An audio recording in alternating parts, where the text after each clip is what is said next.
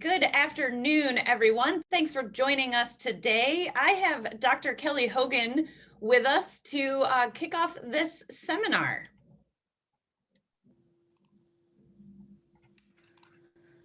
Hi, Jamie, thanks. Good afternoon, and welcome to one of our educational sessions for the virtual Iowa Pork Congress. I'm Dr. Kelly Hogan. I'll be introducing the session today, and we're really glad that you're here to have joined us. As you can see, the 49th Annual Iowa Pork Congress looks a little bit different this year, as in-person events have been limited, resulting in the educational seminars and Iowa Pork Foundation auction going into a virtual format. While the shift in events is kind of a disappointment, the IPPA Board of Directors used the core We Care values to make decisions to keep the whole community safer as the nation works through this coronavirus pandemic.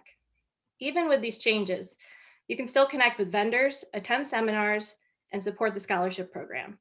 If you're interested in other seminars, the auction, swine product spotlights, and more, just log on to www.iowapork.org for a complete schedule and to register. Our first order of business is about the technology we're using today. To make this a little bit easier for all of us who have joined, we've taken care of some of the details for you. You're in a listen-only mode, which means we've muted your microphones for you. Chances are that you'll have some questions for our speakers, and your questions are completely welcomed. Just type them in the Q&A box at the bottom of the Zoom window, and we'll make sure that the speaker takes some time to answer them for you.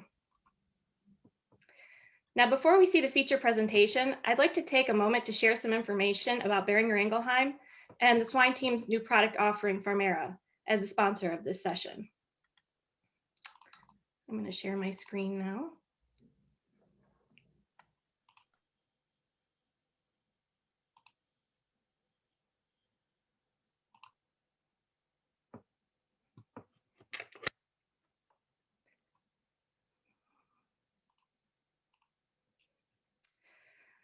So as I mentioned, excuse me. So as I mentioned earlier, my name is Kelly Hogan. I'm the technical manager for the integrated health management team at Boehringer Ingelheim. And I'm going to give you a little taste of one of our new products that we're really excited about today. As for BI, you might be familiar with us being #2 animal health in the world and a global leader in disease prevention, vaccines, parasiticides. But we recognize that the world and the industry has changed, and so has BI. And so we've developed a new business unit that will help us focus solely on digital technologies. The swine industry really has changed considerably over the past, let's say, 25, 30 years. We've gone from single site to 3-site. There's been a lot of industry consolidation, specific pathogen-free herds. And what we've done is we've really responded and tried to support the industry in moving from this concept of focusing on treatment to prevention with vaccines. But with science and research moving forward with early detection and all these biosecurity improvements, we have to look forward to what's next. And we recognize that the evolution of the swine industry is going to continue. We also recognize that challenges are going to persist. This consolidation and increased geographic diversity, most farms are not particularly well connected as far as data is concerned. There's labor shortages, and then we also have some of the more prominent issues that we've dealt with, African swine fever and the impact of COVID-19. And as we enter this new kind of new world, brave new world, so to speak, we really believe that an ecosystem approach is going to be critically important to an integrated health management platform. And we want to go beyond prevention. We want to go to prediction. We know that when we're trying to look at production data in commercial swine industry, it's often a black box from placement to first market. And that information that we get is a little bit difficult to associate. It's tough to aggregate it. We have a hard time seeing clear associations between daily events and performance impacts, and then being able to make quick decisions based on that information. We often find that the analysis and actionable information has to go through a ton of different channels just to get to the right decision maker. So we created FARMERA, and FARMERA is a new digital platform, both mobile and web-based. It's developed by BOEHRINGER INGELHEIM Animal Health. And this allows for the digital aggregation of all your pig production data. So your inventory management, mortality tracking, treatments, sow source, and we even have some sensor integrations that are really very exciting for those people that either have a smart barn, so to speak, or barns that have kind of ad hoc sensors added to them. It provides an at-a-glance supervisor overview of all the sites that are under that supervisor's care, so they can see everything that they are in charge of from their kitchen table if they need to. We also have graphical information, representation of the information, and we're also the sole provider of the Sound Talks in-barn real-time cough monitoring data in the United States. I'm not going to talk about that today, but we'd be happy to have a discussion about it at some point. But why are we jumping into this digital space? We believe that with 25 years of swine industry health and experience, and our swine-focused veterinarians, that we really are the right people for the job for this. We've started developing strategic partnerships throughout animal health to support this ecosystem approach. We have data analytics and support in-house, and we also have really our own little development team that's working on this in an incubator type development team. And we have a reputation for premium products, so we're very excited to bring this to you, and we're very excited about what it could look like. Now I'd really like to show you a little video, and hopefully this works and isn't too laggy.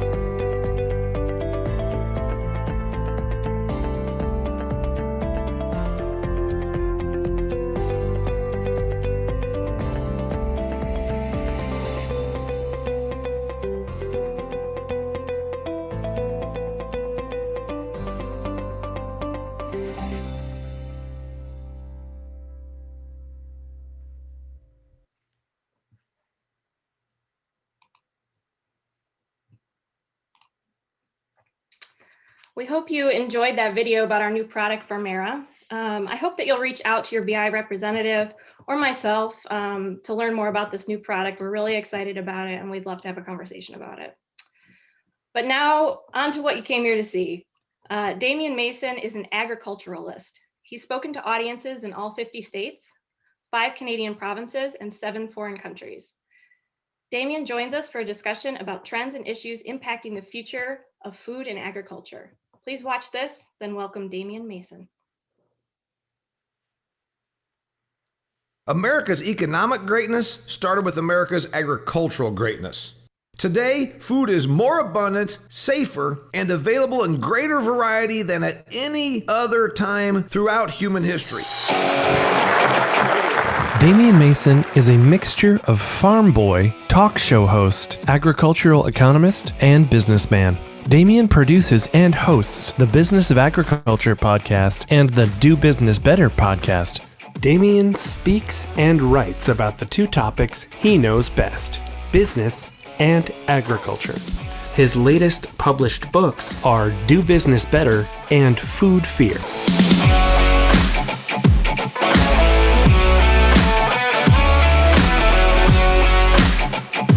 Please welcome Damian Mason.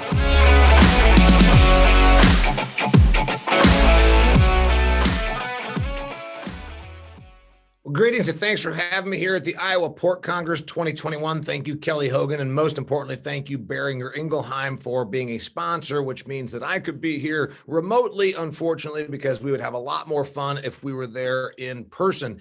I have been with you before. That wonderful gentleman named Tyler Bettine brought me to Des Moines about 4, 5, 6 years ago, so I was with you. I've worked with a number of Iowa pork producers over the years. You might remember, in case you don't remember me, I'm the agriculture because starvation sucks guy. I'm the guy that's constantly reminding folks that if you eat it, drink it, or smoke it, agriculture produced it. So interesting, by the way, as marijuana becomes more and more of a crop, these stickers are flying off the shelf. But anyway, I'm here for you because for the next little bit of time we have together, we're going to talk about something that we are all very excited about, something that we do every day. We talk about the business of agriculture. I'm going to share with you outlook perspectives. You were teased to join this call that we're going to talk about the F words of agriculture. We're talking about food and farming and finances and the fights that we deal with, as well as the future. So we're going to talk about insights, outlook. I'm going to give you some of my thoughts on these things.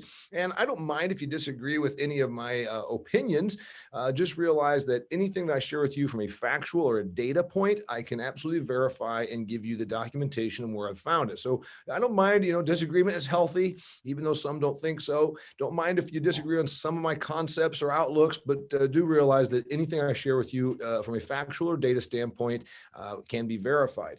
So Jamie asked me to be here and to get into this. So we will take questions because I want this to be interactive to make this fun.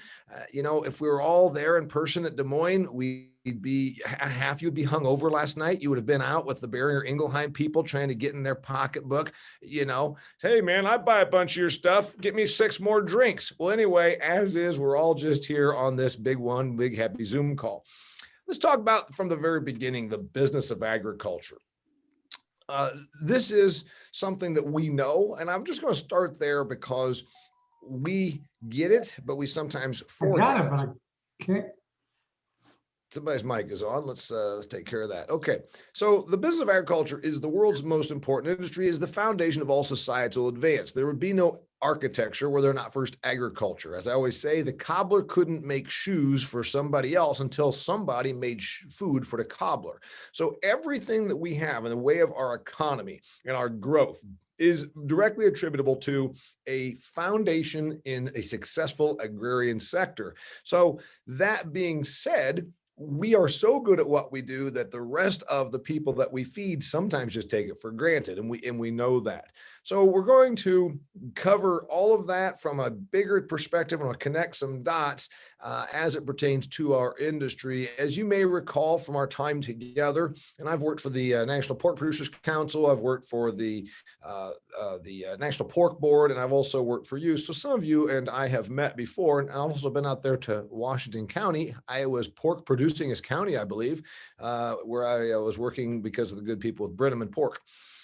I'm a farm guy. I'm not a pork guy. I showed pigs in 4-H, but I was raised on a dairy farm, your basic Midwestern dairy farm, like there was on every county road in northern Indiana when I was a kid. We milked 60 cows, farmed about 500 acres. Most of it was rented. Your basic Midwestern dairy farm. I was in 4-H for 10 years, FFA, all that kind of thing. I was going to become an agronomist. Got to Purdue University because I loved soil judging and FFA, and I was so into this. And I got to Purdue and they handed me a biochemistry book, and I said, maybe we'll be an ag economist instead of an agronomist. That's me in 1981 as a 12-year-old boy with my grand champion brown Swiss dairy cow. As I have to point out, in 1981, she happened to be the only brown Swiss dairy cow at the Huntington County 4-H fair. But as we say, if you can't beat them, find a more obscure breed, a breed that maybe doesn't even make functional sense. By the way, pork people, is it by coincidence that all of the foodies and all the restaurants are bringing in Berkshires? Someone asked me not too long ago, a couple years ago, Damian, what's Berkshire pork? I said, a breed of hogs that we got away from because they didn't hold up well in modern production facilities. Speaking of breeds, for 13 years, I had an all-natural beef operation. That's a picture of me with my steers. I haven't done that for the last year or two because I decided, you know what, I had other business things that were a little bit more profitable than my hobby beef operation. But yes, I did sell all-natural beef. As I always point out, I have no idea what that means. I just charge more for it. All natural actually has no definition, as opposed to local per the USDA. When you see the people talking about, is it local? Is my food local? Local is within 400 miles. So how local is that? And as I always point out, speaking of breeds, I do raise black Angus steers, or I did, because everybody knows based on the Angus beef program that the consumer believes it must be a black Angus, otherwise they might as well be ingesting a German Shepherd, right? So as I always tell everyone, I'm a great salesman, an average beef producer. I would oversell my inventory every year. I had 20 steers to sell. I'd sell 22. I'd have to go to several of my customers and get what I'd call, from scraps from my friends in the dairy business, hybrid black and white Angus. So I'm a dairy guy, I'm an ag guy. I've got a degree in agricultural economics from Purdue University. I don't do that rah-rah stuff. So let's not get into Iowa State versus Purdue. Frankly, you know what? They're all good places. As long as we're not going to in any way, shape, or form say anything positive about Ohio State, I think we can all agree. Thank you very much. I know you're laughing right now at home. I got into this business of speaking, consulting, writing, etc., because in 26 years ago, almost 27 years ago now, I quit my corporate job. I used to be a sales rep. I quit my job to become a political comedian. And some of you might remember my story about that. But I quit my job in sales. I quit corporate to become a political comedian. My comedy act was actually pretty unique. I would dress up as Bill Clinton and deliver a current event comedy show in the persona of Bill Clinton. I'm telling you this, but well, first off, I don't need to tell you. I can show you. That's me as Bill Clinton. And yeah, I can talk just like Bill Clinton. I can say, yeah, I had the same voice as Bill Clinton through years and years of not inhaling. Pass me a doobie. All right. Why am I telling you this? Because comedy is easy to explain, very hard to do successfully. Not giving myself pats on the back, just telling you that it's a difficult business to be successful in, and I was successful in it. And the reason I was successful in it is a couple of things. First off, I understood from its very beginnings what comedy is. Comedy is observation with a point of view and perspective delivered with a punchline. Observation, point of view, perspective, punchline. That's it. Easy to explain, hard to execute. We all know people who think they're funny. Are they? And more importantly, could they do it professionally? But here's the thing. Comedy begins with the observation, and then you put the perspective on it. So the reason I'm telling you this is all those years of doing political comedy taught me to be an observer of everything, to watch everything, to read different papers, to watch human behavior, to pay attention to what goes on in Washington, D.C., to pay attention to how these things are all interconnected, and then to put my perspective on it. So the time that we have together today, I'm going to deliver you my observations with my perspective, and there might be an occasional punchline, but there'll be more importantly a point today. So it's observation, perspective, and point versus as many punchlines today. But I gave you that because I wanted you to understand comedy and what it taught me and what it can teach you. Be an observer. Now, there's another thing that comedy taught me, that if there's no audience, there is no need for me. If there's not a paying customer, there was no need for my show. You can be funny all day long, hanging out on your couch, but if there ain't nobody paying you and you don't have an audience, it's not a business, right? It's the same thing for all businesses. If there's not a customer, if there's not an audience, there's no need for your product. And we in agriculture have gotten so, for the years, caught up in production, we sometimes forget that. So I'm going to remind you that we in agriculture all work for customers. Increasingly, we aren't as vital to them. Sure, we are. They couldn't live without us. But this whole thing of if you ate today, thank a farmer is a mindset that we really need to get away from. And I'll tell you why. We're not in a situation of scarcity anymore in places like the United States of America. For 10,000 years, that's how long agriculture has been around. And it's an amazing business, isn't it? 10,000 years. The foundation of human involvement. Everything that we've done is because of agriculture. But for 9,900 of those years, we were hanging around in like loincloths, trying to eat some berries, hoping they weren't poisonous. 10,000 years ago, we said, there's got to be a better way. So we started cultivating crops and domesticating livestock, and we were eating better. Because of that, it allowed urbanization, education, all the things that modern society is. But for 9,900 of those 10,000 years, agriculture still was mostly defined by scarcity. The kings and queens ate very well, but the feudal system of serfs and peasants, they were starving still, eating potatoes and gruel. For 9,900 years, we essentially had scarcity and not as much production as we would have liked. That's why kids were littler and we didn't have fat people, and there was, wars over things, and potato famine would wipe out significant parts of the population. In places like North America, that's not been the case for the last 100 years. 100 years ago, we hybridized corn. We started getting really good at crop production. We got really good at using chemistry and machinery to make more stuff. Our farms went from having 5 pigs per litter to 12. Think of all the things that we have done in the last 100 years. And our consumer is not mad or bad to us. They simply are doing what all of us do. Just like you have a cell phone in your pocket, or you maybe even are watching this on your smartphone, you expect more than you did when you were 20, 30, 40 years ago. You expect that smartphone is going to allow you to watch video like this right here. You expect that it's going to be connected. It's going to have 5G. It's going to be fast. You're going to be able to do your work. That's our consumer. They expect there's going to be an abundance of food because there always has been, at least in modern times. So our consumer, instead of being told they should thank us, we should probably change our thinking to thank you, consumer, for still buying pork. For buying 52 pounds of pork last year, we thank you.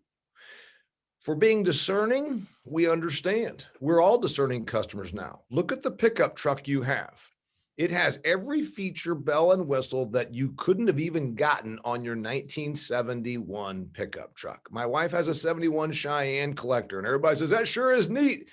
Bet you love that. They don't make them like they used to. And I said, no, they make them a hell of a lot better than they used to. My F-150 can outpull this, outhaul this. It's got heated seats, for crying out loud. It's very important when you winter in Arizona to have heated seats. It was down to 35 this morning.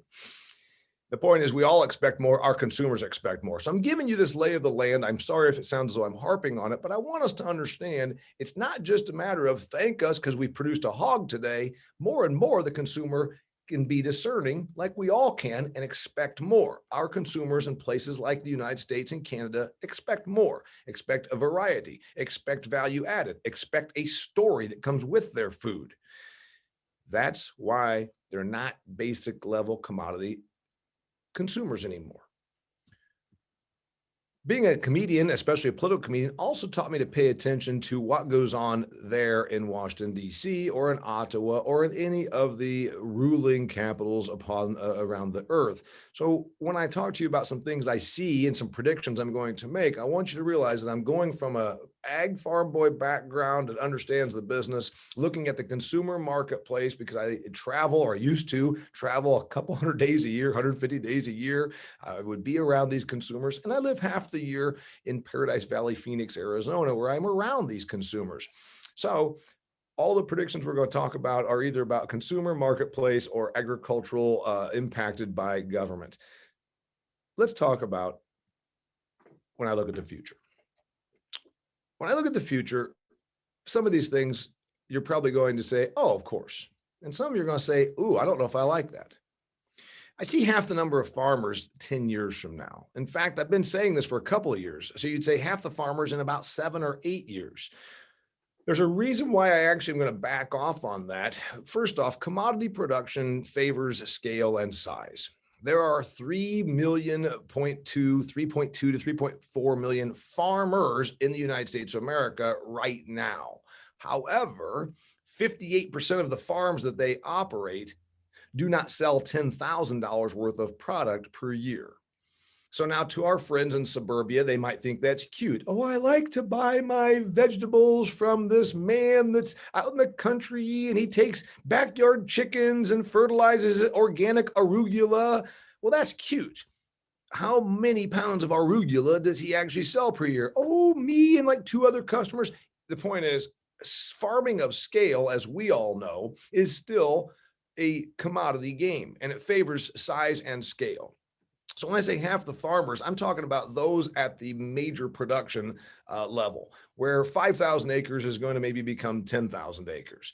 Hogs have already become integrated, so it's a little bit different, but we're going to see this again and again and again. One point that I'd like you to, if you're writing down any notes, 105,453. 105,453. That's the number of farms that produced 75% of our country's crop revenue in the year 2017 per the Ag Census. So 105,000 out of 2 million farms with 3.4 million farmers on the 2 million farms produced 75% of the stuff. So we're going to still have a lot of farmers, small niche players, farmers on paper only, people like me in my hobby beef operation, although I actually have some hay and some other entities that I'm involved with as well. I even sell some timber sometimes. Small entities, tax write-off farms, etc. But farmers of consequence where a lot of our food is produced are going to continue to get bigger and fewer in between. When I look at the future, I see more contractual production arrangements. Now, this has been going on since the 90s when hogs hit 7 cents a pound and you guys couldn't justify hauling them to market for the price you were getting. We saw a lot of independent players obviously exit the market, and we saw a contractual, vertically integrated business system come into the hog industry. It happened in poultry prior to pork. In the 1970s, we used to have a lot of independent poultry and egg producers. Generally, unless it's small, niche, and fits a category, and even much of that niche category is occupied now vertically integrated poultry. It's the same thing in poultry and pork. I believe it's going to happen in many things because of the cost of capital, because right now land is not going down in value. Interest rates and the fact that there's inflationary pressure based on government spending is going to keep the cost of entry into agriculture pretty high. So I believe we're going to see more contractual production. Dairy is a very obvious next step because of the huge amounts of capital and because of the price flux, maybe even beef, perhaps even row crops. Specialty crops in many ways are already contractually produced. So we're going to see a continual growth in contractual production arrangements per my prediction. With the contractual arrangement, there's going to be also more corporate oversight or even regulation on how we do what we do out here in the middle of the country. In the Iowas of the world, you're going to see more and more corporate influence or even dictates on how we do what we do. Let's just say, which I'm sure you already have. If your biggest customer is Tyson through your hog production system, Tyson says we're selling these all to Kroger, and Kroger insists that the hogs are raised this way by this standard, et cetera, et cetera. Saw the thing with poultry, of course, now where we're not just preemptively giving antibiotics in the drip lines in the poultry barns. But what if it's not just antibiotics?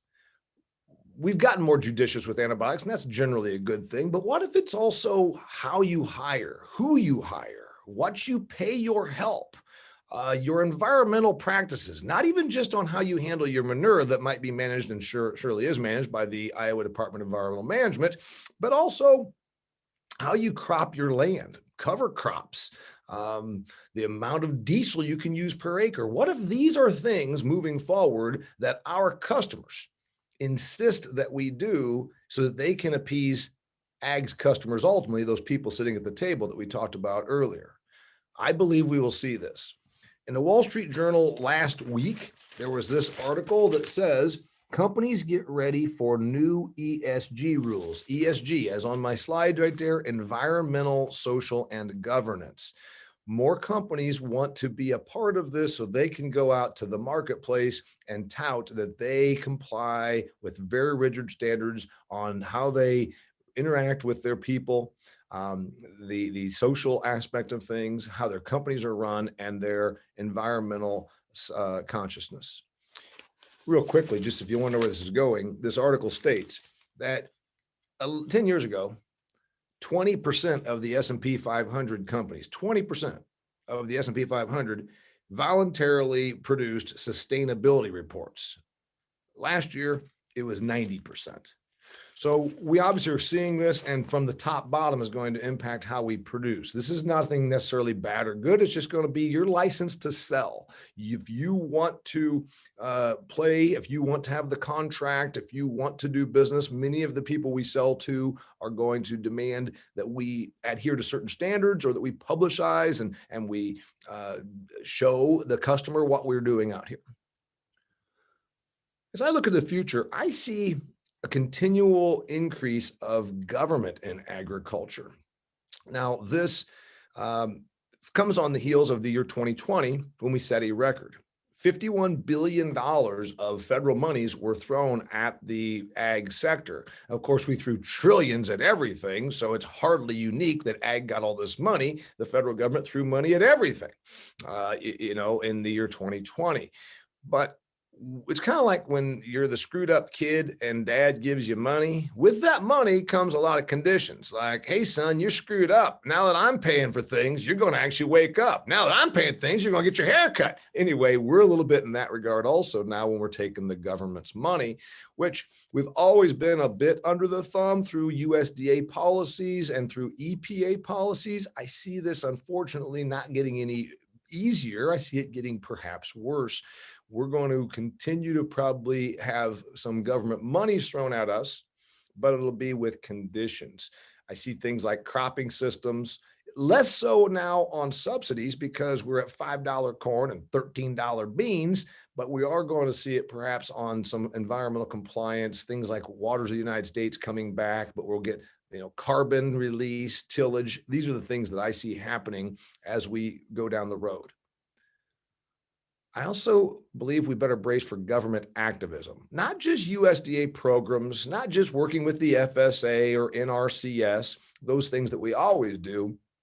But when you've got certain politicians, like, for instance, Alexandria Ocasio-Cortez, and we're not taking a side, again, I'm just giving you a lay of the land, who came out and had a big town hall and talked about how cow farts were degrading the environment and we should have stipulations on how many cheeseburgers we are allowed to eat. These are real things. This is a real congresswoman who has real influence, and the media does tend to pick up her press releases and her statements. We're going to see pressure in ag on dietary guidelines or even, dare I say, restrictions. Bill de Blasio, the governor of New York, instituted meatless Mondays. The schools, all the 1 million kids, if they were going to school, which right now I think they're virtual, if they were attending school, would not be allowed to have meat on Mondays in New York's public schools. So these are government activist sort of approaches because of either dietary or environmental or social consciousness causes. We're going to see more of this. One thing that's going to impact a lot of people on this call isn't just the dietary guidelines, which starting in 2015 said there should be less meat consumed, even though that flies in the face of what our consumers want. The more affluent a consumer becomes, the more they want protein of an animal source, at least right now. But there are restrictions on that, or at least proposed restrictions. There's also wages. Biden has sworn that we're going to have $15 minimum wage. I don't know what you pay some of your base level people, but in livestock production, we use a lot of labor, less than we used to probably per pound produced, but we still use a lot of it. The man who milks my cows, that rents my farmland, starts his milkers at about $13 plus housing. So if minimum wage goes from 7.25 to 15, that's more than a doubling. Does that mean the rest of us are doubling our wage? Does $13 plus housing become $26 plus housing? And if so, what does that do to us? It either means that we've got inflationary pressure and the minimum wage simply put in a price floor, or it means that we're going to go broke, or it means that there's some other outcome that I haven't quite figured out. Either food prices go up, inflation is here to reign, or we go out of business. So I am concerned about some of the government activism, and those are the three things, particularly environmental impact on us, meaning from a regulatory, dietary restrictions, or so we say regulations, and then of course the employment and wages. I'm gonna move on now. We promised we would take any questions. Remember, I'm an observer first with an ag econ degree and a farm background. So I don't mind if you disagree with me, but also realize that I do have pretty good research on the commentary that I'm delivering. Chad Meyer raised his hand. I don't know how to call on him. Jamie, can we call on Chad? We cannot call on Chad. Chad needs to type his question into the Q&A box, but we do have somebody who typed in here, it sounds like you believe there will be no place for the independent producer. What needs to happen to change that trend? Yeah, and please do not get mad at me. We know that right now, and I am not a hog expert, nor am I a marketing expert. It's my understanding we're having a hard time even getting price discovery based on the lack of a spot market or an independent market right now for hog production. So that tells me that obviously the vertically integrated hog production system dominates, and certainly most of the pork produced is going that way.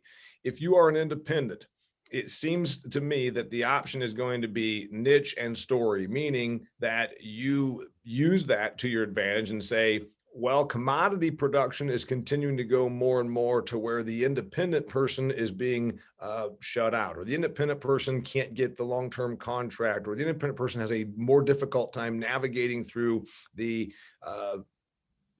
fluctuations, which can be pretty unsettling, especially like last year, or even access to processing, which we saw when we had the plants shutting down because of COVID. So if it were me and I were a independent producer, assuming that you're not as of scale as some of the vertically integrated, probably the option is to begin transitioning more and more into small and niche. I did record a podcast about 3 to 4 months ago with someone that was starting a smaller processing plant, meaning not 600 employees, but like 40 employees. This might be the option where the smaller independent is going to have to maybe even handle their own processing. So they become integrated, but on a smaller scale or on a cooperative, or selling niche and story. We bring in Poland Chinas and breed them to Tamworths, and they're petted by my daughter, and they're blessed by a priest. And anyway, I'm exaggerating, but the point is you could sell the story a little bit more. Anybody else? Yeah. A question, how do producers get paid for the ESG proposals you foresee coming down the pike? Well, you can obviously demand that. You say, all right, Walmart, you want to be able to tell your customers, Walmart wants to be able to put on the shelf, this pork was raised adhering to these standards, blah, blah, blah, blah, blah. Now, some of that has always been there. There's always been a bit of a premium. If you go to Whole Foods, which of course I don't, but I go there just to do my research, Whole Foods has always had a thing where it was like tier 1, tier 2, tier 3, tier 4. And by tier 1 means that you're not using gestation crates, and tier 2 means that you are making sure that they don't have any animal byproducts in their food. And by the time you get to tier 4, you name them all and stroke their belly at night and all this kind of stuff. And they did allegedly pay a premium for production methods that they then could sell on at a premium. Because if you bought tier 4 meat at Whole Foods, it cost considerably more than tier 1. That's one option. Unfortunately, the power of the packer and the retailer is generally that they beat you over the head with these things and say, you, in order to sell to us, in other words, to even have us as a market, you're going to do this sort of ESG compliance. Generally, it's been a little bit of both. Again, the Whole Foods and the more niche carriers have thrown a little premium on there because they know your productivity and efficiency is less. But also there's been a thing where, let's use Kroger and cage-free eggs. Kroger a few years ago felt the pressure, or as we'd say in football, heard the footsteps. And Kroger said, all of our eggs starting by, I think it was this year or next year, this was a few years ago. So they said in the next 4 years, all of our eggs are going to be cage-free, whatever. McDonald's did the same thing. So just take any of the large users of our product, and they stipulated by the year 2023, all of our eggs are going to be cage free. So a bunch of the industry said, crap, we got no choice. If we're going to sell our eggs, I guess we got to get rid of the pins and do it, which of course there's no such thing as a cage free hen anyhow. I mean, at some point it's contained, otherwise it just run around out in the back 40, right? Anyway, these things sometimes are dictated over time, and say then the industry essentially has to react just to have the ability to sell to the marketplace. Don't necessarily approve of it. We see it all the time. Cage-free eggs is your great example. We Damian, good?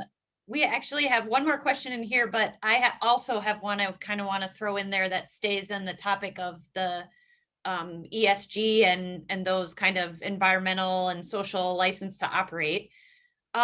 So obviously pork producers have invested and are very interested in caring for the environment, right? And being good stewards of the environment. It's a piece of our We Care principles that we put a lot of emphasis on. And one of and we certainly want to be a part of improving the environmental quality in Iowa and also the US. But one of the things we struggle with is a uniform definition of sustainability. Well, you're beating me to my own slides, so thank you, and we'll get to that. And by the way, please, I never said that you weren't doing a good job with any of these things. Simply stating that the marketplace wants to be able to sell it more, because again, they know that consumer has had enough food, is discerning, and will demand more and more of this. Actually, it's a good time to hop in there right now. Pulled up a couple of different things for our research. Now, granted, this is beef. I know that you guys are the pork industry. This is from beef, but since they're in the animal protein business, this is an article from October 29th, so pretty recent. And it talked about research on the consumer. And one thing that I pulled up because I wanted to share with you, millennial and Gen Z. So I think to be a millennial, you're talking about someone that's right now roughly about 40 to 25, I think, would be a person that would be defined as a millennial. And Gen Z is the generation after them. So say the kids that are in high school to college right now, roughly into their mid 20s. Millennial and Gen Zs are focused on the environment and animal care. So again, that would be ESG, environmental and social, as well as the nutrition of the animal plus their own nutrition. In fact, millennial moms, dig this, millennial moms represent $200 billion in spending, $200 billion in spending power, and 86% of them are willing to pay more for a product that offers full transparency. Now, whether that money trickles back to you or is absorbed at the retail and processor level is the fight that we always have in crop production and in animal production. But you've got a pretty vast amount. Remember, the millennial populace is as great in terms of number as the baby boomers. I'm the one at Gen X here that was sort of the little generation. We're the not very many of us latchkey kids who get screwed. Nobody talks about us. The baby boomers are starting to die off. So millennials are who are being coveted by marketers. Also, a new term surfacing, and I want to share this with you. New term surfacing,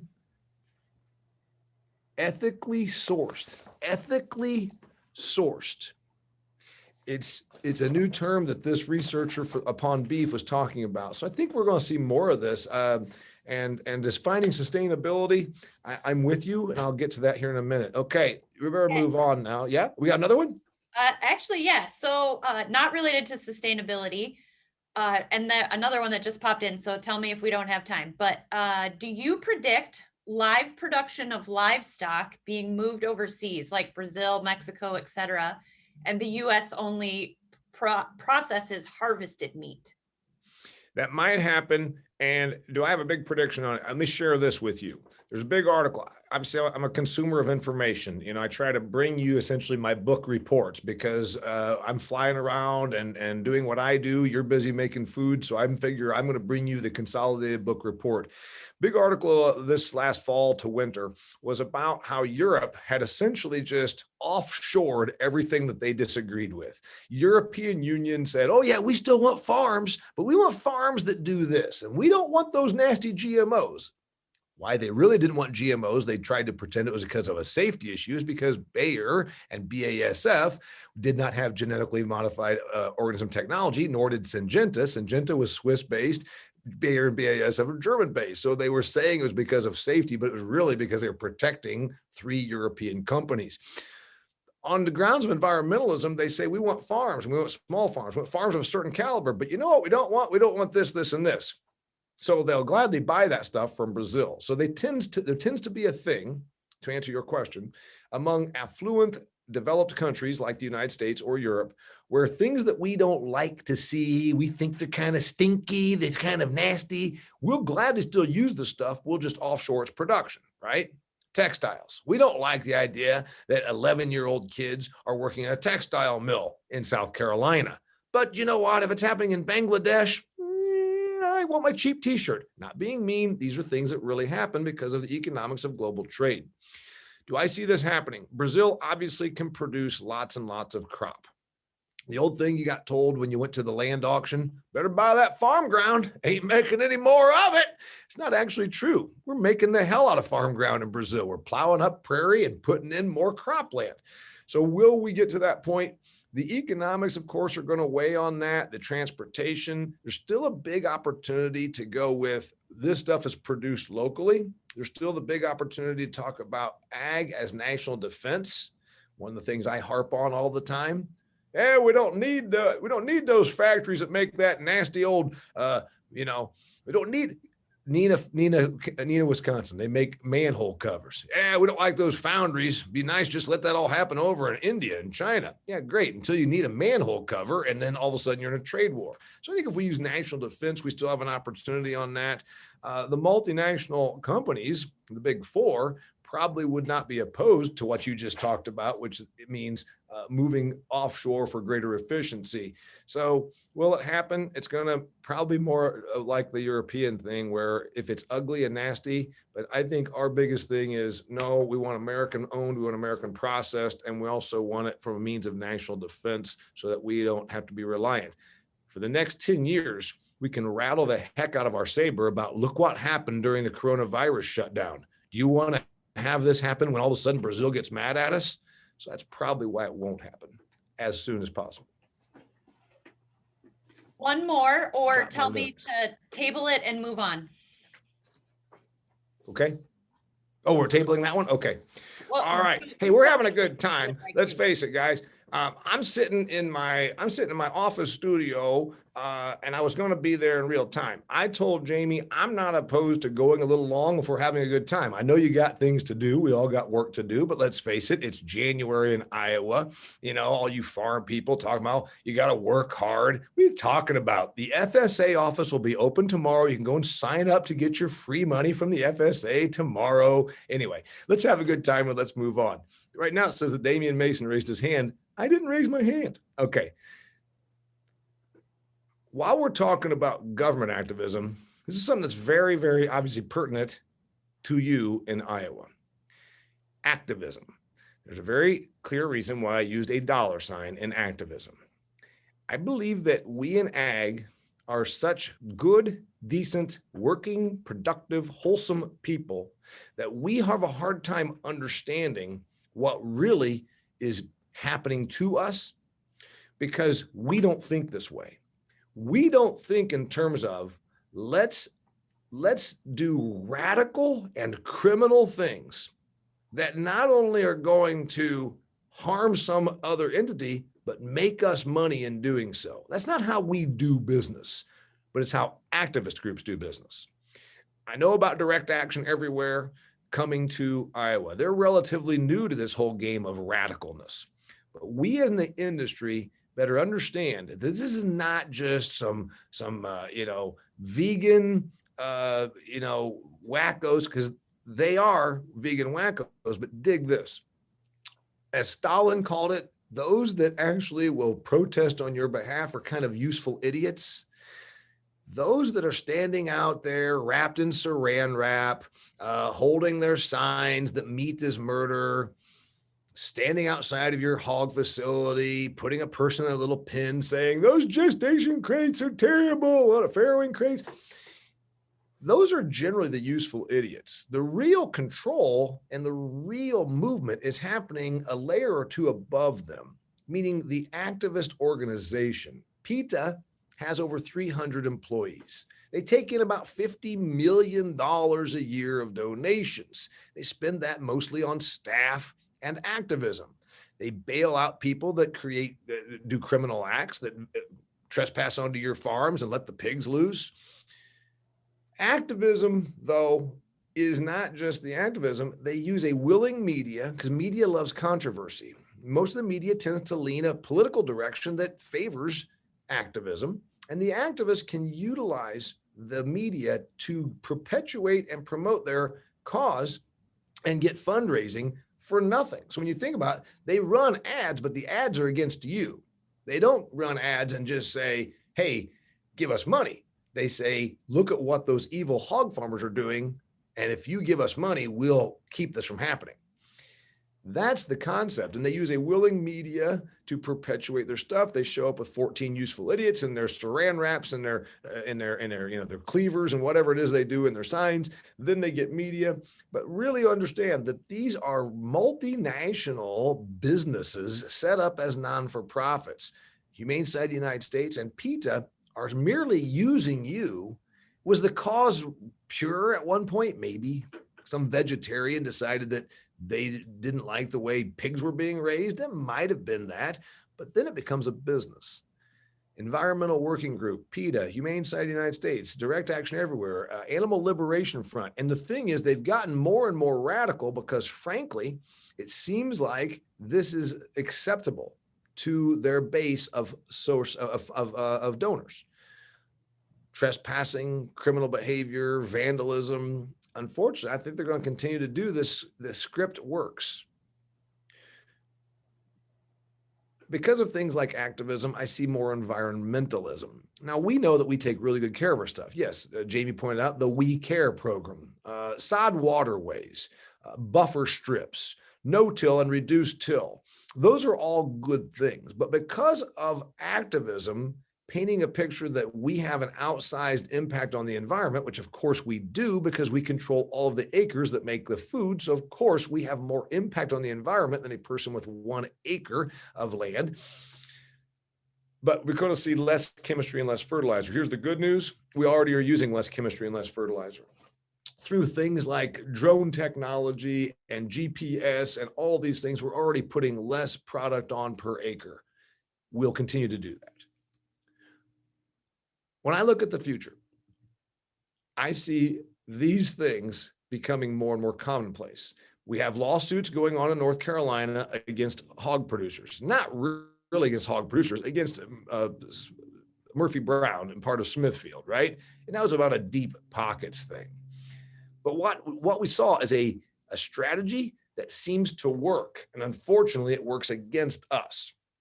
Trial lawyers work on a 1/3 basis, right?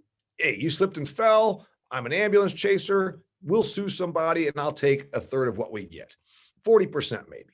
So if their business is lawsuits, which it is, they need more people to file lawsuits because that's their business, right?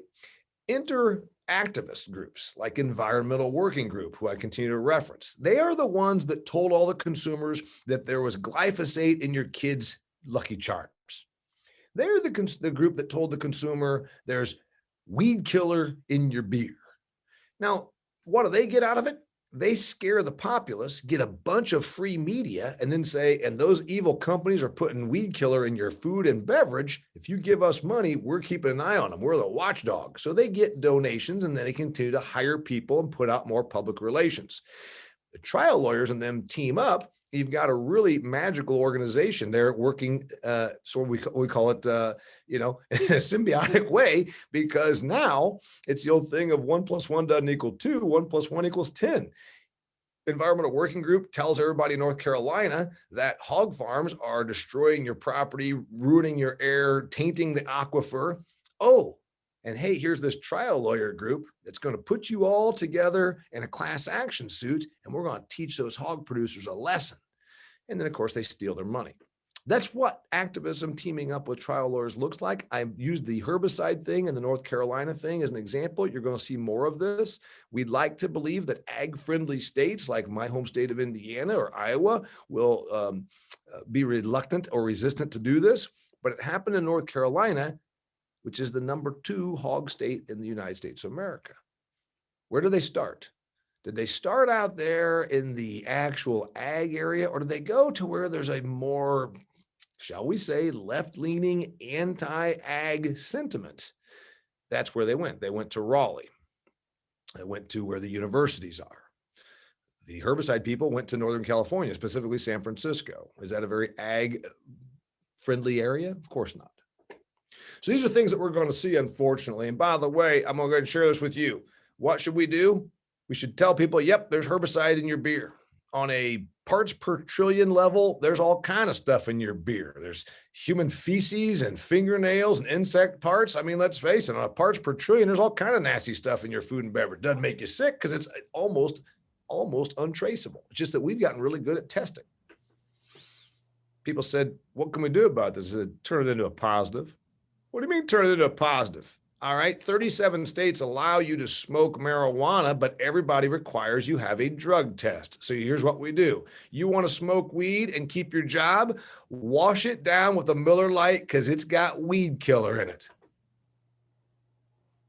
I know you're laughing. I know that right now you're laughing, and I wish I could be there in real time to share that enjoyment with you in Des Moines. JB's question was about the sustainable. And we in ag have been hearing this for quite some time, but the reality is there is no definition. The USDA apparently does have a definition of local. If you want to sell your food as locally raised, it's got to be within 400 miles. Most of our consumers would not consider 400 miles to be local, but that's the definition. There is no definition for all natural. There is no definition for sustainable. So to our consumer, is it these two people that are out there in the nature, walking around with a hoe? Is that sustainable? Well, not really, because to feed 7.7 billion people, we need modern agricultural practices like the picture of the combines. Which is more sustainable? 3 hogs and a couple of panels under a piece of plywood out in Maine, which is where that picture came from, where they don't even really have enough crops to feed the hogs. Is that sustainable? Or is a modern hog production facility like you operate the more definition of sustainable? The reality is our consumer thinks that it's backyard pigs and 2 people with an arugula patch that's sustainable, but we know that the reality is with modern production methods comes less natural resource usage to produce pounds and bushels. We talk about sustainable. What about indoors? We went indoors to produce hogs 50, 60 years ago, right? Complete confinement facilities, manure pits, air handling, make it so those pigs in northern Iowa, where it gets down to 14 below zero, aren't freezing and they're actually still putting on growth. Some of our consumers don't like that. Livestock should be outside, should be free range. But what about lettuce? Lettuce isn't supposed to be free range. It's okay to raise that indoors. Indoor agriculture is a big new growth area. Indoor agriculture is getting a lot of financing from big tech and from startups and venture capital funds and hedge funds that believe by putting this sort of a facility next to the population center, now we have year-round lettuce in Des Moines, and we didn't have to truck it from Yuma, Arizona, a few hours from where I'm sitting right now. Sustainable is going to be an ongoing thing. Companies want to tout it, but it's probably better to not have it defined, because when something is defined, then you have standards to adhere to. When it's a marketing and an adjective phrase, when it's an adjective and a marketing phrase, it becomes a little bit more loose ball. When I look at the future, speaking of sustainable, when I said less farms, I'm talking about commodity production, big scale. I do see an absolute continual growth of niche and specialty farms. The marketplace is got more SKUs, those little things we more SKUs in the Kroger than have ever been there. More market categories, more products getting less facing, because now instead of 9 rows of, Ritz crackers, there's organically raised, fresh from the miller crackers. These are things that are going to continue to happen. I've shown this picture for the last 7 years of the sunshine or sadness. That hen has no emotions. The hen doesn't know what sunshine or sadness really means. That hen just knows it stood there for a picture, and a minute later, a hawk swooped out of a tree and killed it. That's what that hen knows. And yes, I'm going to go ahead and share it with y'all. There used to be just milk. Now there's all kinds of pretend milk, from rice to soy to almond to cashew to hemp milk. Hemp milk's a brilliant category. You drink the fluid, you smoke the carton. I know you're laughing. Okay.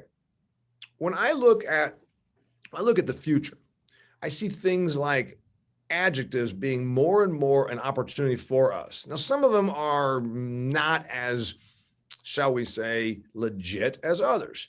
Heirloom, yeah, that means that it's something that we used to do. Heritage breed. Again, I used Berkshire as an example. Any of you old hog types, you know why we got away from Berkshires a long time ago. But heritage breed, while there's no definition, there's really not a definition of heritage breed, is a term that sells. So Rhode Island Reds and Tamworths and Herefords and all these kinds of hogs and all these kinds of oddball chickens and, Guernsey cows, which I can't imagine anybody's going to bring back Guernseys. I'm a dairy farm kid. Guernseys went extinct for a reason, because they suck. So anyway, you're going to see some of these things, but also some that's actually more fundamental, like certified humane. If I were in the hog business, I would look at getting certification that proved how humane and well treated my animals were, because I already shared it with you. It's going to move the needle, and the consumer will pay more for a product about animal care and environmentalism. By the way, I know we got hog people on this call. I'm just a farm boy who took some pigs in 4-H. But I don't know what those things are that are on the screen right now. It looks to me like a boar that was kind of amorous, had a couple too many drinks of hemp milk, a pin was left open, he got in with the ewes. I'm just saying it. It's a pig sheep. Okay. Everybody asks me, Damian, what's the deal on fake meat? You're a consumer guy, you're a marketplace guy. Are we going to see a proliferation of fake meat? My real prediction on this is not very soon. I'll tell you why. A consumer that's demanding more and more natural, how my food is raised. I want to go to Whole Foods and see pictures and imagery of nice looking farms. I want to know about my food. Do they really want the story to be, well, it was raised in a petri dish? It's petri dish protein? It's fake meat? It's the Impossible Burger, which is actually pea protein with some beet juice and some palm oil that we trucked over from Indonesia. Have you ever looked at how things are raised in Indonesia? So I think that we could market against this pretty effectively. If the pork industry wanted to hire me to be a spokesperson, marketer, and create ad campaigns, I would do so. And the first thing I would do is say, you talk about environmentalism, you know what? We can raise this wonderful product right here and use all of our resources right here in Iowa. You realize that your fake meat has palm oil in it that's trucked over from Indonesia? So I think this is going to be a struggle to get more than a few percent of the protein market. Right now, it's less than 1 or hovering around 1%, depending on whose data you come up with. Again, lots of tech money thrown at fake meat and Impossible Burger, Beyond Meat, all those companies, but they're not really selling all that well. Burger King got a big splash when they used it, and then they took it off the menu or reduced the price, or both, depending on location. We have seen this before, where there was a product that was better. It was healthy. It was the future. It was technology, from infant formula to egg beaters to knockoff milk and skim milk. But the consumer has gone back. Whole milk is actually gaining in consumption right now, whereas skim milk is not. Eggs are actually being consumed more than they were 20 years ago. Egg beaters are not being consumed as much as they were 20 or 30 years ago when the whole cholesterol scare was going on in the 80s and 90s.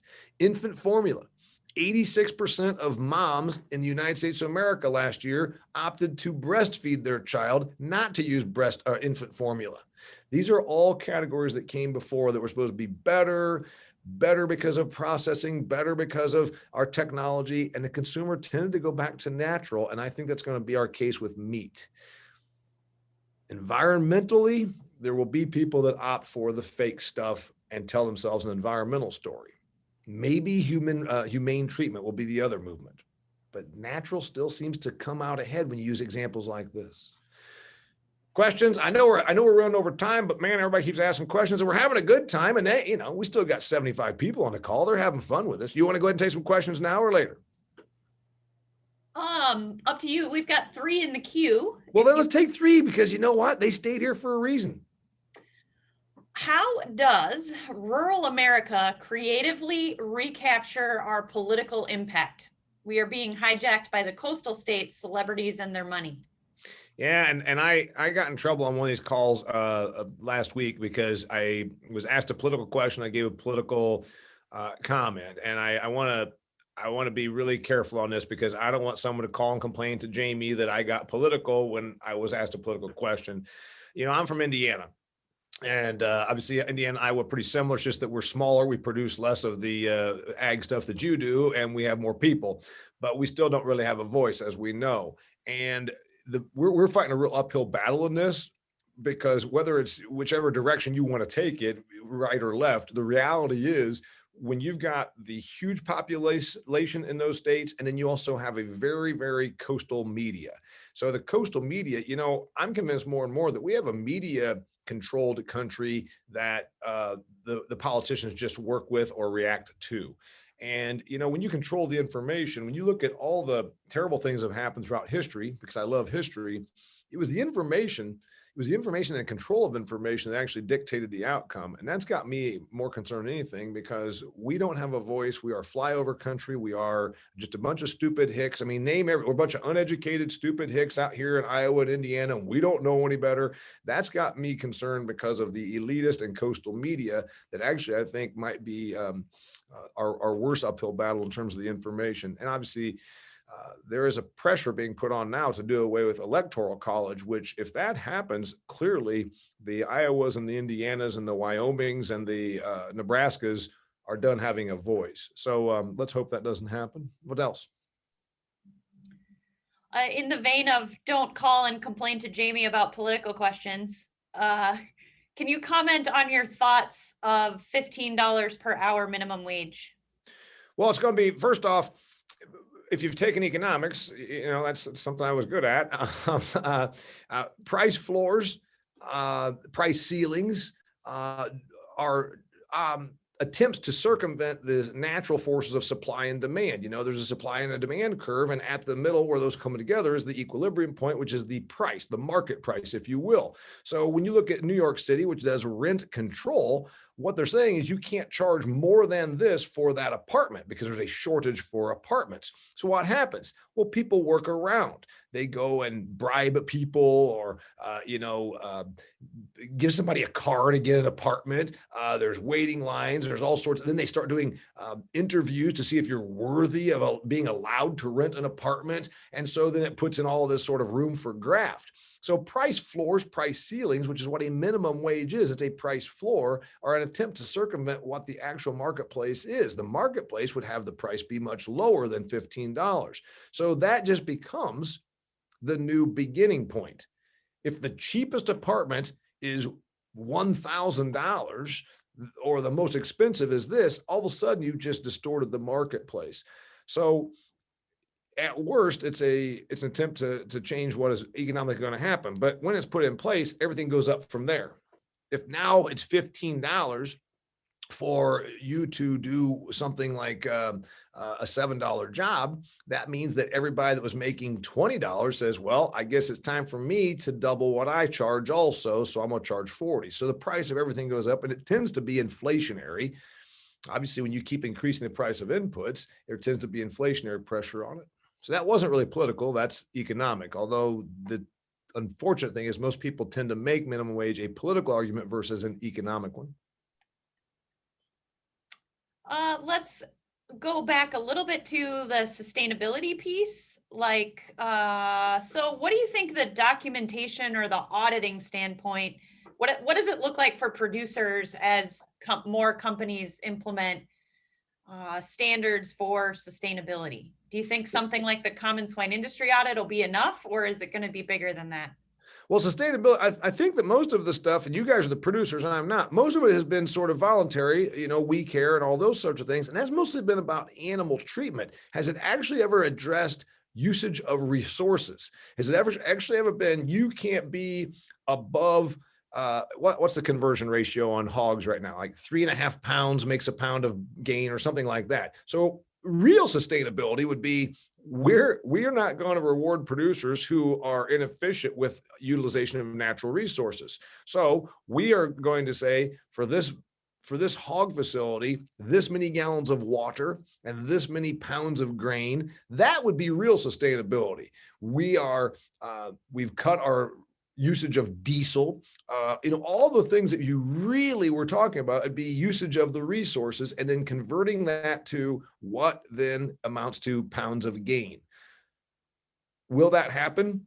Well, look at what it's counterproductive to then what happens at the U.S. Department of Agriculture. When we threw out money, there was a $250,000 limit on per entity, which then means that if you gave $250,000 to a huge organization, that's a spit in the bucket. If you gave it to a smaller operator, that probably is less efficient because unfortunately, when it comes to production of things like milk and pork, usually smaller does production with more use of natural resources or pounds of grain or water or whatever. So it seems like if we're going to have real sustainability, it should be about utilization of the natural resources or the feed resources or the diesel resources or whatever those things are to get your output. And I don't know if that's going to be something that will be measured or worse yet, monitored and regulated. That's all I have in the queue. All right, let's keep moving forward because I know we're having a good time. I know we've lost some people. I know it's taken long, but like I said, it's January and it's crummy outside in Iowa right now. So let's just stay with us and have a good time.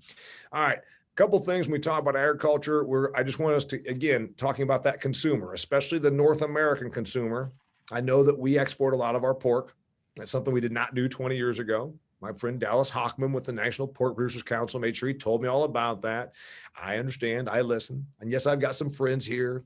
What is it? Bill Even. I got buddies here in the pork business. We export pork. That's great. We've got to get past this mindset in agriculture about feed the world, feed the world, feed the world. And I'll tell you why. Other countries have learned how to produce food. And also this thing that we're going to continue to grow and have 11 billion people or 10 billion people on earth, it's probably not going to happen. Best example I can give you, human population is already slowing down in all of the developed world. We have less people than we used to on a fertility rate and a birth rate. Countries like the United States, we're at 1.7. To keep even, you've got to have 2.1. So the only reason our country's population is growing is because of immigration. All of the developed world is at a negative birth rate right now. So the idea that we're going to have to feed 11 billion people is just kind of yesterday's slogan and mantra. The reality is I keep preaching the need for more value added because we're not going to see this happen. I see a future where marginal land, that which has a lot of highly erodible land, if it has a tremendous water need and it's in Western Kansas and you're pumping out the Ogallala Aquifer to grow corn, why would you do that when we can grow all the corn we need in Iowa or Indiana? I see slopey land, I see marginal land, I see really dry land reverting to some crop that it can grow, grassland, rangeland for pasture-based livestock production or timber growth. This is going to happen because we can already be as productive as we need with the land that we have. So in the next 10 to 20 years, marginal land will revert. I see crops in the future that are not what we grow right now because there will be room for them. The consumer will want them and there will be demand for them. I always tell everybody, you think I'm crazy? Canola didn't exist when I was a kid. Canola was developed by two professors in the prairie provinces in the 1970s. They came up with canola because it was rapeseed and it had an acid problem. They reduced the acid. That's how it got its name. They said, we can't sell a product named rape. So they changed it to canola, which stands for Canadian oil low acid. We've seen new crops come about. We'll see this again. I hope that there's some new pork products that come out, some new take on pork. We're going to see more of this because, again, the marketplace will support it. Some of you that own a lot of land are going to start getting some other uses for your cropland. Some of your marginal land might get reverted and become carbon capture, which is a new hot thing. Every day in the Wall Street Journal, there's now talk about carbon legislation or companies being paid or paying farmers to capture carbon. These will be things that we see in the future. A couple things I want to cover. Ag after COVID. Real quickly. What did we learn from COVID? I had a podcast recording with Rob Brenneman where we talked about the supply chain disruptions because of COVID shutting down places with worker employees having illness. And we talked about the tightness of the supply chain because pork in particular does not have a lot of slack built in. I believe that we'll probably see some slack get built in because the government and the marketplace does not want to see a deal where there's a shortage of meat. Just in time manufacturing was amazing for Japanese car companies. It is not necessarily a good idea for the hog and food and beef industry and maybe even milk because we had to dump milk. So I think we're going to build more slack in. I know that costs more because it gets rid of efficiency, but I believe it's going to happen. We saw consumption patterns change fast. We saw things that restaurants closed. People didn't eat as much cheese. Why didn't they eat as much cheese? Because when you go to the Mexican restaurant, they put a pound of cheese on your nachos. You don't usually do that at home. Popcorn. Popcorn is consumed at sporting events and movie theaters. How much popcorn are you supposed to be eating right now? Oh, I have a bag once a week with my kids. That doesn't hold a candle to the movie theaters and sporting events. Lots of consumption patterns change fast. Will they change back is the question. Let's talk about meat. The last time that we saw meat consumption take a tumble was in 2008.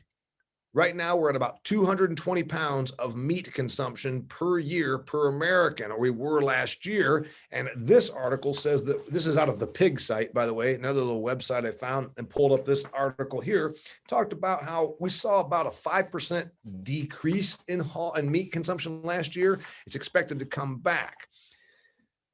When we have disruptions, we do lose meat consumption, but usually it's from an economic standpoint. 2008 to 2014 is when we last saw a 20-pound decline in American meat consumption. We're back to 220 pounds. Trivia question now for anybody that stayed on. I should have done this when we had all 80 people. For a copy of my book, Food Fear, send me an email to Damian at damianmason.com with your answer. I'll pull 2 people out that send me the right answer. What year was the last time pork consumption was under 50 pounds per American? The last time we consumed under 50 pounds. Right now we're around 52 to 53 per my research. The last year that we consumed less than 50 pounds was it 2011, 2008, or 2013?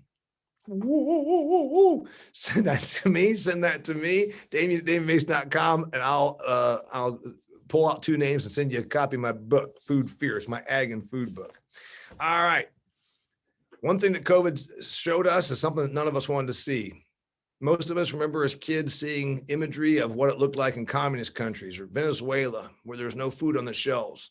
You went there and you didn't see toilet paper, that scared you. Then you went there and you saw that they were fighting over meat. That got you really, really scared, didn't it? I don't think we're going to see much of that anymore. I hope that our industry learned, and I hope that we're going to build in a bit more slack. We had 13 days of meat in cold storage going into COVID.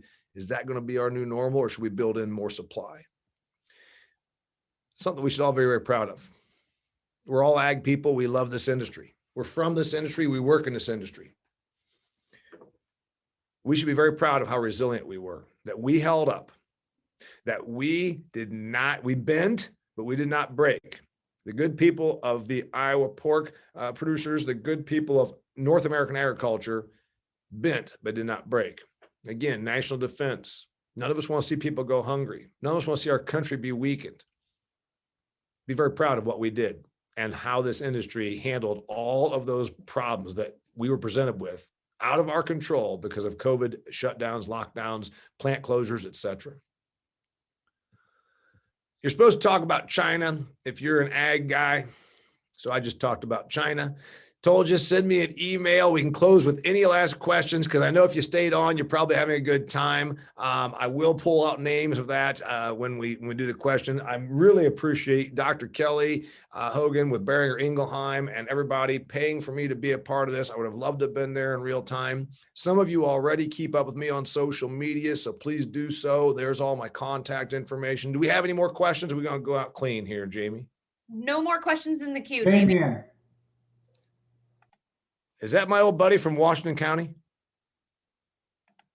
you got it. Can you hear me? I can hear you. I hope you brought some of your staff in and are making them sit around and listen to this brilliance.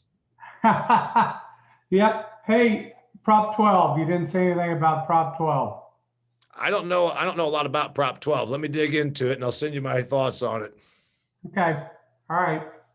See, you can always count on your buddy Rob Brenneman to come in at the last minute, ask you a stumper question, make you look silly in front of everybody after we had so much fun. Anyway, thank you, Rob. I'll look into that. I actually don't know. I've heard of it and I don't know enough about it. I like to, as you know, I like to do my research and view at least a few different sources to form my opinions.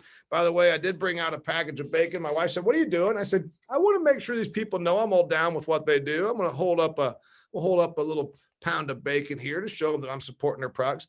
What I do out here in Arizona is go and shoot doves, then take the breasts out of the doves and wrap them in bacon and put them, and people say, "I don't know if I like dove." I said, it's basically a reason to eat grilled bacon, for crying out loud. Nobody shoots doves because they want to eat doves. You shoot doves because it's fun and it allows you to eat bacon.